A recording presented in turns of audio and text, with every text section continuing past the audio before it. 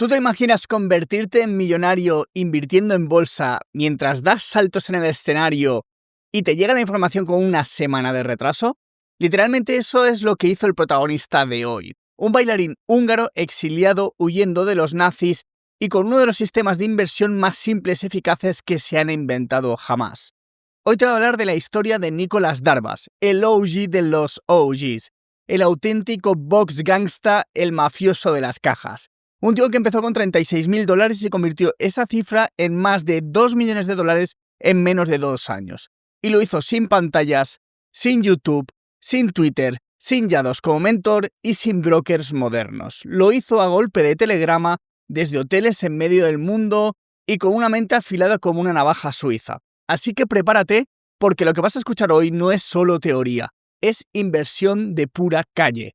En este episodio te voy a contar quién era Nicholas Darvas y por qué huyó de su país, cómo descubrió uno de los sistemas de inversión más curiosos y simples que existen, cómo ganó una fortuna sin contaminarse de información de Wall Street y qué puedes aprender tú de todo esto para aplicarlo a tu forma de invertir. Y por cierto, si alguna vez has oído hablar de las cajas de Darvas y te imaginaste un gusanito subiendo y bajando como me pasó a mí, quédate porque vas a flipar cuando entiendas cómo funcionaban realmente estas cajas de Darvas y no larvas. Así que dicho esto, empecemos. Esto es Invierto para ganar dinero, el podcast de Mario 10%, y hoy hablamos de piruetas, de bailes y de millones, y sobre todo una lección que puede valer más que un máster entero.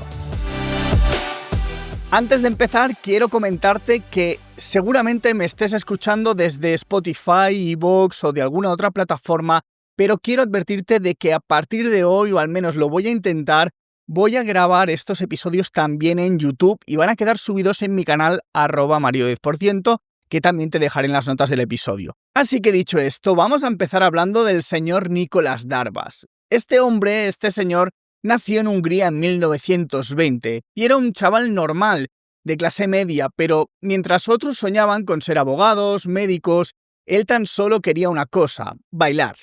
Desde muy joven se unió con su hermana Julia y formaron una pareja artística. Empezaron actuando en pequeños teatros, pero pronto se fueron haciendo un hueco en el mundo del espectáculo europeo.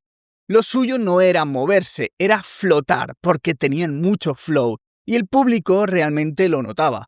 Pero su historia no iba a ser un camino de rosas, porque cuando los nazis invadieron Hungría tuvieron que dejarlo absolutamente todo atrás. Primero huyeron a Turquía, luego a París, luego a Canadá, y en cada ciudad, en cada teatro, Darvas se reinventaba. Bailaba para sobrevivir, bailaba para olvidar. Y sin saberlo, esos viajes iban a ser la transformación de artista a millonario. Porque el punto de inflexión llegó en Toronto en el año 1952, donde, después de una actuación, el promotor le ofreció parte del pago en acciones de una empresa minera llamada Brilund.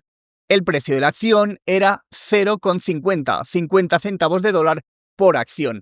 Y Darvas, que no tenía ni idea de bolsa, dijo que sí, le pareció curioso, le pareció diferente, como quien acepta fichas en vez de dinero porque suena como más exótico. Pero meses después, esas acciones valían casi $2. O sea que había juntado más de 8.000 dólares en este caso, sin mover un dedo. Fue su primera inversión, su primer subidón, y claro, ahí se rayó. ¿Esto habrá sido suerte? ¿Se puede repetir? ¿O qué hostias ha pasado aquí para que convierta por 4 ese dinero? Así que desde entonces entró en un agujero negro que seguramente conozcas tú y que yo conozco, que es el de querer entender perfectamente qué es lo que ocurre en el mercado. Así que se convirtió en un obseso, empezó a estudiar como un loco, libros, artículos, cualquier cosa que cayera entre sus manos. Algunos los entendía, pero otros no tenían ni idea de lo que decían, porque había mucha jerga técnica, gráficos raros, palabras que parecían en alemán, y eso que era húngaro, pero no se rindió. Porque Darvas era eso, terco como una mula, y con una energía que ya querrían muchos inversores de hoy. Uno de los libros que más le marcó fue el de Humphrey Neal, sobre psicología de masas, y ahí entendió algo que realmente fue clave. La bolsa no se mueve por lógica, se mueve por miedo, por codicia y por estupidez colectiva. Y eso realmente cuando lo descubrió le explotó el cerebro. Entonces hizo algo que marcaría un antes y un después. Se suscribió a la revista Barrons. No era barata y encima, como vivía viajando, le llegaba con una semana de retraso. Pero le daba igual, porque él no buscaba noticias frescas, buscaba patrones. Y ahí, en esas páginas, empezaba a encontrarlos. Y ahora que hablamos de eso, te voy a contar una cosa, y es que Darbas ganaba dinero con revistas caras que le llegaban una semana tarde. Tú no necesitas esperar tanto. Cada viernes en el Club Growth te mando un informe con el pulso real del mercado, una lista filtrada de las acciones más calientes del momento y un vídeo además de 10-15 minutos donde te explico todo sin humo, sin complicaciones y sin historias. Si quieres estar dentro, tan solo tienes que entrar en mario10%.com/clubgrowth. Te lo dejo en la nota del episodio por si acaso, porque es club-growth. Pero volvamos con Darbas, porque ya no era tan solo un bailarín curioso. Era un tipo que se levantaba cada día buscando entender por qué las acciones se movían como se movían. Empezó a anotar cosas en una libreta, acciones que subían, volumen, principalmente, momentos en los que el precio se quedaba como encajonado, rango, repetición, ruptura, y lo que para otros sería algo como ruido, él empezaba a verlo como una caja. Y cada noche, desde el hotel de turno, mandaba un telegrama a su broker, literalmente, y le decía: si esta acción sube de tal precio, compra, pero si baja de aquí, vende. Y se iba a bailar, o a dormir, o a volar a otro país. Y así, poco a poco, sin saberlo, estaba construyendo su método. Sin pantallas, sin Twitter, sin gurús de YouTube, sin tesis y valoraciones para parecer que sabes algo aunque no ganes nada, solo con papel, boli y observación, y sobre todo, cero ruido mental. Y él inconscientemente aún no sabía que estaba montando uno de los sistemas de inversión más curiosos de la historia de la bolsa. Pero ya se notaba algo, porque ahí en medio de ese caos empezó a ver que todo encajaba en forma de cajas, nunca mejor dicho. Las cajas de Darbas. Y como te dije al principio, yo pensaba que eso eran cajas de larvas, con L. Me imaginaba un gusanito subiendo, bajando, sube, baja, y de rompe, pum, salía por arriba y era momento de comprar. Y luego entendí que no eran larvas, que no eran bichos, que era Darbas, que era un puto genio. Y lo mejor de todo esto es que tan solo era el principio, porque aún no se había ido a Nueva York, aún no había conocido a los más listos del parque y aún no había empezado a dudar de sí mismo. Pero antes de hablar de eso, quédate con esto. Un tío con una libreta, una revista atrasada y un par de ideas claras estaba empezando a forrarse. Y tú con una conexión de datos móviles 5G, con el ChatGPT, ¿de verdad me vas a decir que tú no puedes o que no tienes capacidad para sacarle algo de provecho al mercado? Y así nació su sistema, las famosas cajas de Darbas, el sistema de compra cuando el precio supera la caja o de venta cuando el precio pierde el mínimo de la caja. Pero claro, una cosa es invertir desde Tokio y otra muy distinta mudarse a Nueva York, rodearse de expertos y empezar a escuchar demasiado. Porque lo que viene ahora es la parte que muchos realmente están perdidos completamente ahí, porque cuando crees que por tener más información, más acceso a noticias, más contactos, vas a tomar mejores decisiones. Y no, ahí es donde Darbas se dio la hostia que lo despertó del sueño. Te lo cuento ahora. Porque Darbas, en su sistema en pañales y la moral por las nubes, decide hacer lo que muchos habríamos hecho: mudarnos a Nueva York, rodeado de gente, la ciudad de las oportunidades, donde hay oportunidades para ganar dinero, de contactos, de consejos y sobre todo de ruido. Y al principio, pues todo iba bastante bien, tenía reuniones con otros inversores, le invitaban a cenas, le presentaban a gente importante del mundillo, le trataban como un tipo brillante, un outsider con talento. Y eso le empezó a nublar, porque cuando te crees especial, dejas de hacer lo que realmente te funcionaba. Darbas empezó a escuchar consejos, tips, rumores, recomendaciones de acciones calientes y claro, dejó de seguir su método. Ya no trazaba cajas, ya no esperaba confirmaciones, ya no usaba su sistema simple pero limpio y efectivo. Ahora era otro tipo más, con miedo a perderse la próxima jugada, cayó en el FOMO y el mercado se lo acabó comiendo con patatas.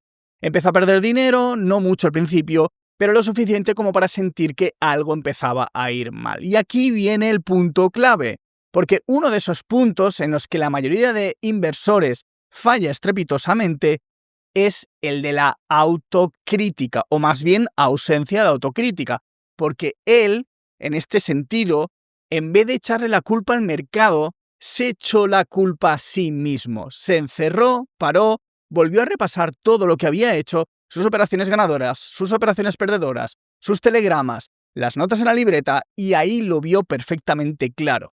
Cuanto menos sabía, mejor me iba. Cuanto más me decían, más la liaba. Así que hizo lo más difícil, volver a los orígenes. Volvió a su sistema, a sus cajas, a su libreta y a ignorar a todo el mundo. Se convirtió de nuevo en un auténtico francotirador. Un tipo que solo entraba cuando una acción rompía la caja con volumen.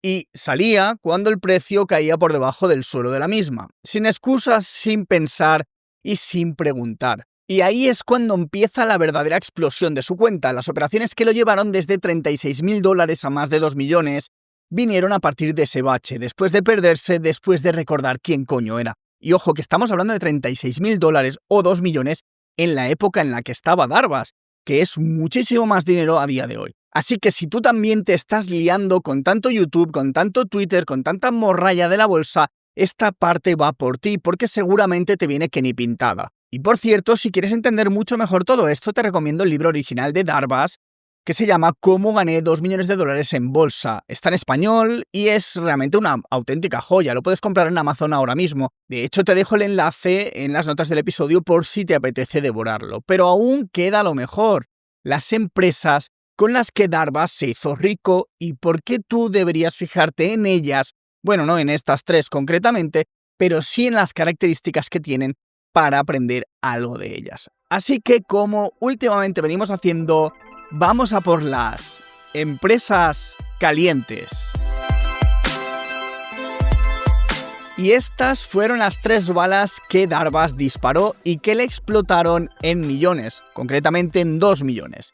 3 empresas que, aunque cotizaron hace más de medio siglo, siguen teniendo algo en común con las mejores oportunidades que encuentras hoy. Estas empresas, que aunque ahora te parezcan bastante simplonas, para su época eran innovadoras, disruptivas y estaban en plena expansión. Pero antes de contártelas, una cosa importante: si llevas un tiempo invirtiendo y todavía no sabes identificar qué acciones tienen el potencial para hacerse un por 10, ni cuándo comprarlas, cómo venderlas, cómo gestionarlas, igual el problema no es el mercado, sino que te falta un sistema.